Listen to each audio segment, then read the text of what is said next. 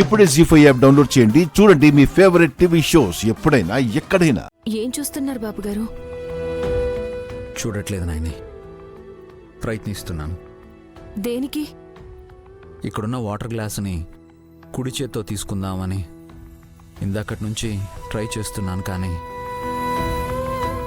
నా చెయ్యి కనీసం 1 ఇంచు కూడా ముందుకు మూవ్ కావడం లేదు. ఎందుకు బాబు గారు ఇలా చేస్తున్నారు? నాకేమైందన్నాయని అందరూ ఎగతాళి చేస్తున్నారు. నీకేం కాలేదు విశాల్, మిగతా వాళ్లే నీకేదో అయిందని పిచ్చివాగుడు వాగుతున్నారు. నాకేం కాకపోతే పక్షవాతం ఎందుకొచ్చినట్టు వదినా? అది పక్షవాతం కాదు.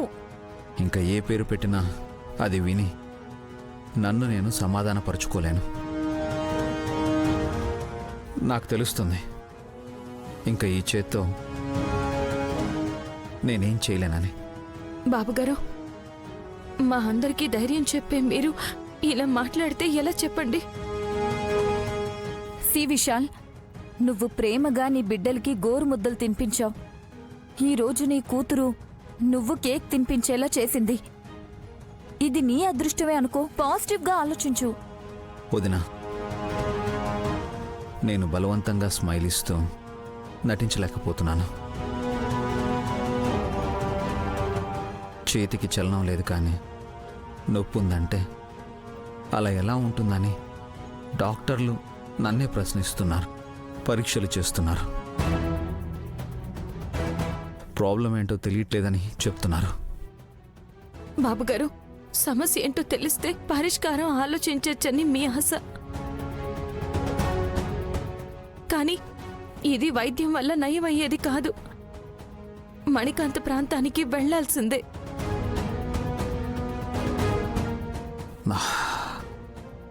వద్దు నాయని, నువ్వు వెళ్ళకు. వెళ్ళకపోతే ఎలా విశాల్? సర్పదేవికి వెళ్ళిన తిలోత్తమమ్మ రూపం మారింది. ఇప్పుడు నైని వెళ్తే ఇంకే రూపంలో వస్తుందోనని టెన్షన్ పడుతున్నావా? చెల్లి రూపం మారినా మనసు మారదు. అదే తిల్లు ఆంటీ కనుకో అసలు మనసే ఉండదనుకో. అందుకు ఎన్ని రంగులు వేస్తుందో. చూడండి బాబుగారు, పౌర్ణమి కోసం ఎదురు చూస్తున్నాను. అది రావడమే ఆలస్యం. మీకు నయమయ్యే దిశగా అడుగులు వేస్తాను. గాయత్రమ్మ గారు రాసి దాచిపెట్టున్న కాగితాల్ని బట్టి నేనక్కడికి చేరుకుంటాను. ఖచ్చితంగా పంచకమణిని తీసుకొస్తాను కూడా.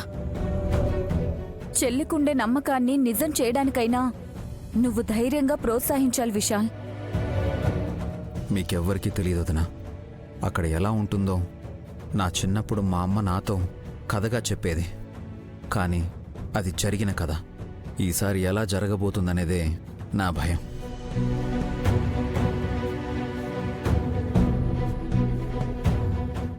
జీ5 యాప్ డౌన్లోడ్ చేసి అన్ని ఎపిసోడ్స్ పూర్తి ఉచితంగా చూడండి.